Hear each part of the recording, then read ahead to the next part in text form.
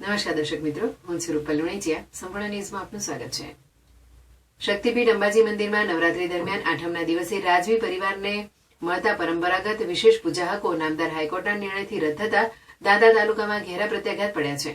વર્ષોથી ચાલી આવતી આ પરંપરામાં અચાનક ફેરફાર થતા માત્ર રાજવી પરિવાર જ નહીં પરંતુ સમગ્ર તાલુકાના ગ્રામજનો અને વેપારીઓમાં ભારે અસંતોષ ફેલાયો છે.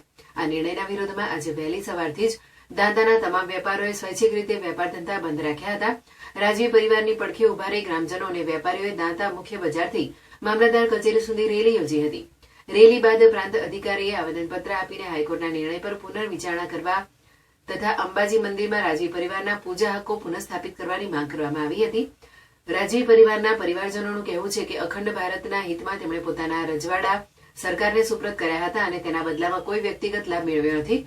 સનાતન ધર્મની પરંપરા અને સાર્વજનિક હેતુસર થતી પૂજાના હક્કો પણ જો છીનવવામાં આવે તો સરદાર વલ્લભભાઈ પટેલ દ્વારા આપેલા વચનોના વિરુદ્ધ જાય છે. તેમની દલીલ છે કે આ પૂજા કોઈ પણ ભક્તને વિક્ષેપ કરતી નથી પરંતુ પ્રજાની સુખાકારી અને ધર્મ પરંપરાના સંરક્ષણ માટે થાય છે. ગ્રામજનો અને વેપારીઓએ સ્પષ્ટ કહ્યું કે રાજવી પરિવાર હંમેશા પ્રજાની સાથે ઉભો રહ્યો છે અને ક્યારેય સરકાર કે જાહેર વ્યવસ્થામાં દખલ કરી નથી. ત્યારે આવી નિસ્વાર્થ અને લોકહિતની પૂજામાં અવરોધ કેમ ઉભો કરવો તે એક મોટો પ્રશ્ન છે. જો માંગ સ્વીકારવામાં નહીં આવે તો આગામી સમયમાં આંદોલનમાં વધુ ઉગ્ર બનવાની ચેતવણી પણ આપવામાં આવી છે.